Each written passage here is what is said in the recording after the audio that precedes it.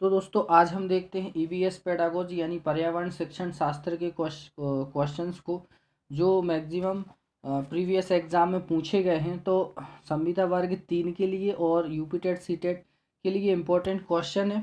और आगे हम देखते हैं। तो अगर आप चैनल को फर्स्ट टाइम विज़िट कर रहे हैं तो चैनल को सब्सक्राइब कर लें, है ना, जिससे आपको इसके जैसे और भी वीडियोस भी मिल सकें। तो स्टार्ट करते हैं हम क्वेश्चंस को। क्वेश्चन नंबर 16 से हमें स्टार्ट करना था। इसके पहले की क्वेश्चन नंबर जो 15 है ये हम इसके पहले की वीडियो में कर चुके हैं। तो आपने अगर वो वीडियो नहीं देखा है तो आपको नीचे डिस्क्रिप्शन में प्लेलिस्ट की लिंक दी हुई है, तो प्लेलिस्ट को जाके ज़रूर देखें। तो क्वेश्चन नंबर क्या लिखा है, आपातकालीन परिस्थितियों के बारे में बात करने के लिए प्रिया ने बच्चों के अनुभव पूछे जब उन्हें कभी आपात स्थिति का सामना करना पड़ा। बच्चों ने आग, बिजली के झटके, दुर्घटनाओं के साथ अपने अनुभव सुनाए और उन्होंने मौजूदा समझ का आकलन किया। सड़क सुरक्षा विज्ञापनों जैसे संसाधनों का उपयोग करके सुरक्षा पहलुओं पर चर्चा की।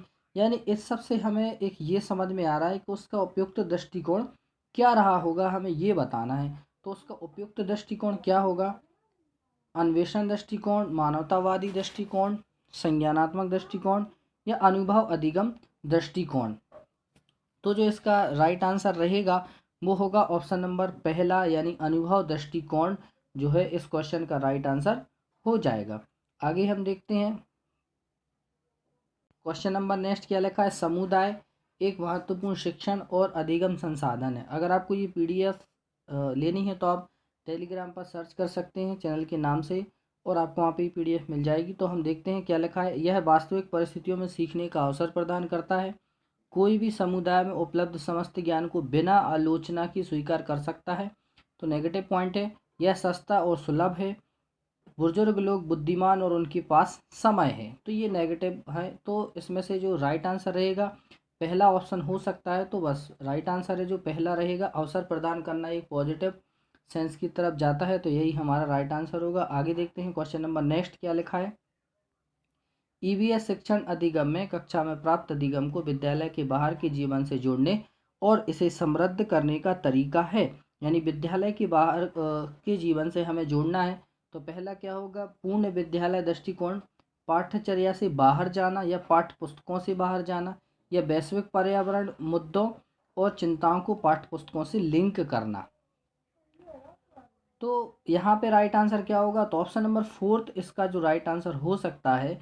क्या हो सकता है ऑप्शन नंबर फोर्थ, तो हम देखते हैं। लेकिन इसमें क्या लिखा है, पाठ्य पुस्तकों से लिंक करना है। तो देखते हैं राइट आंसर होगा ऑप्शन नंबर तीसरा यानी पाठ्य पुस्तकों से बाहर जाना। एनसीएफ 2005 कहता है कि हमें जो है पुस्तकों से बाहर जाना यानी जीवन से संबंधित स्कूली जीवन को हमें बाहर के जीवन से जोड़ा जाना चाहिए। आगे देखते हैं क्वेश्चन नंबर 19 ये लिखा है, कक्षा तीसरी यानी कक्षा 3 के छात्रों को रमा ने सिखाया कि पिता, माँ और उनके बच्चे एकल परिवार का गठन करते हैं और यदि दादा दादी और अन्य रिश्तेदार साथ रहते हैं तो यह एक विस्तारित परिवार यानी संयुक्त परिवार हो जाता है। आप इसके बारे में क्या सोचते हैं। शिक्षण अधिगम दृष्टिकोण समावेश नहीं है यानी ये नेगेटिव पॉइंट हो जाएगा। परिवार की अवधारणा इसी तरह सिखाया जाना चाहिए, यह परिवार की भाषा गलत है। छात्र रमा अपने छात्रों के प्रति असंवेदनशील है, तो ये भी नहीं हो सकता। तो राइट आंसर हम देखते हैं ऑप्शन नंबर पहला होगा यानी कि जो समावेशी शिक्षण अधिगम का दृष्टिकोण जो है वो समावेशी नहीं है, ये हो जाएगा राइट आंसर। आगे, निम्न में से कौन सी ईवीएस कक्षा में गतिविधि या गतिविधियां हैं, फील्ड भ्रमण यानी क्षेत्र भ्रमण पर जाना, श्यामपट्ट का उपयोग, चित्र पढ़ना या उपरोक्त सभी।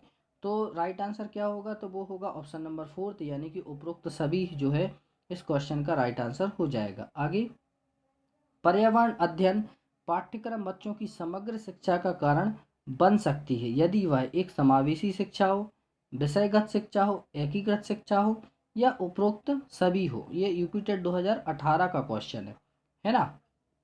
तो हम देखते हैं इसका राइट आंसर क्या होगा, तो उपरोक्त सभी इसका राइट आंसर हो सकता है और वही इसका राइट आंसर यानी उपरोक्त सभी जो है इसमें समावेशी, विषयगत और एकीकृत तीनों होने चाहिए। आगे देखते हैं क्वेश्चन नंबर नेक्स्ट क्वेश्चन है, ईवीएस पाठ्य पुस्तक में सपेरों का एक अध्याय है, आपने देखा होगा। इसका उद्देश्य बच्चों को जागरूक करना और संवेदनशील बनाना है। तो ऑप्शन नंबर पहला क्या है कि सपेरे बच्चों को जो है सपेरे सांपों को नुकसान नहीं पहुंचाएं और उन्हें अपनी आजीविका से वंचित करने से पहले विकल्पों को प्रदान करने की आवश्यकता है। आगे आगे क्या है कि पशुपालन आजीविका का एक अच्छा स्रोत है। ये अवैध कार्य है, अवैध कार्य तो है सपेरों के लिए क्योंकि बच्चे इन दिनों अक्सर उन्हें नहीं देखते हैं। तो इसमें से संवेदनशील बनाना क्या हो सकता है? तो ऑप्शन नंबर पहला जो है सबसे बड़ा आंसर, सटीक आंसर होता है। तो ऑप्शन नंबर पहला जो है कि सपेरे जो है सांपों को नुकसान नहीं पहुंचाएं और उन्हें अपनी आजीविका से वंचित करने से पहले विकल्पों को प्रदान करना चाहिए। आगे देखते हैं, पर्यावरण अध्ययन के संदर्भ में बोझ के बिना सीखना क्या बताता है? यानी कि एनसीएफ 2005 हमारा कहता है कि बोझ के बिना सीखना, इसका मतलब क्या होता है? अबोध का भार कम करने की ज़रूरत है, ईबीएस पाठ्यक्रम को आधा कम करने की ज़रूरत है, ये नहीं होगा। स्कूल बैग का वजन कम करना, ये भी नहीं होगा। आगे ईबीएस पाठ्य पुस्तकों में अध्यायों की जो है संख्या को कम करना, तो ये तो नहीं होगा। तो ऑप्शन नंबर जो पहला है, पहला या तीसरा, इन दोनों में से कोई एक आंसर होगा। तो क्या स्कूल के बैग को कम करना आसान हो सकता है वजन को? तो नहीं। एनसीएफ 2005 कहता है कि हमें अबोध का जो है भार कम करने की ज़रूरत है। इसमें देखते हैं आप, ये इसमें देख सकते हैं, ये लिखा है पूरी थ्योरी पीडीएफ में, आप इसको जरूर देखें। आगे देखते हैं, ईवीएस कक्षा में समूह में सीखने का क्या उद्देश्य है? यानी जब समूह में सीखने के लिए कहा जाता है तो उसका उद्देश्य क्या होता है? ऑप्शन पहला क्या है? समूह के लोगों को लागू करने और एक साथ काम करने के लिए प्रत्येक बच्चों को सक्रिय रूप से भाग लेने और सीखने में सक्षम बनाना, छात्रों को आसानी से प्रबंधित करना और वर्कलोड को कम करना। लड़के और लड़कियों को अलग अलग सीख सकते हैं, ये नहीं होगा क्योंकि अलग अलग बात हो रही है यहाँ पे। कम और उच्च प्रदर्शन करने वाले छात्रों को अलग करना, तो ये भी नहीं होगा। तो ऑप्शन नंबर पहला और दूसरा, इन दोनों में से कोई आंसर हो सकता है, लेकिन इसमें भी एक नेगेटिव पॉइंट प्रबंधित करना है तो, और वर्कलोड को कम करना है। तो हम देखते हैं राइट आंसर क्या होगा। ऑप्शन नंबर पहला कि समूहों के मूल्यों को लागू करना और एक साथ काम करने के लिए प्रत्येक बच्चे को सक्रिय रहना। अगर वो समूह में रहेंगे तो सक्रिय रहकर एक दूसरे से जरूर सीखेंगे। आगे देखते हैं क्वेश्चन नंबर नेक्स्ट कहाँ पर, ये है। इसमें बताना है कि बाला बाला का पूरा रूप क्या है? यानी अगर बाला का फुल फॉर्म पूछे तो वो क्या है? तो पहला है अधिगम सहायक के रूप में बिल्डिंग, या ब्रेल सहायता प्राप्त अधिगम में आकलन, या मस्तिष्क सहायता प्राप्त अधिगम असाइनमेंट, या अधिगम सहायक के रूप में ब्रेल। तो बहुत इंपॉर्टेंट क्वेश्चन है ये, 2018 में आया हुआ क्वेश्चन है। तो इसका जो राइट आंसर होगा वो ऑप्शन नंबर फर्स्ट हो सकता है कि अधिगम सहायक के रूप में बिल्डिंग, ये होगा राइट आंसर। अब हम इसका पूरा आंसर देख लेते हैं, फुल फॉर्म देख लेते हैं बाला।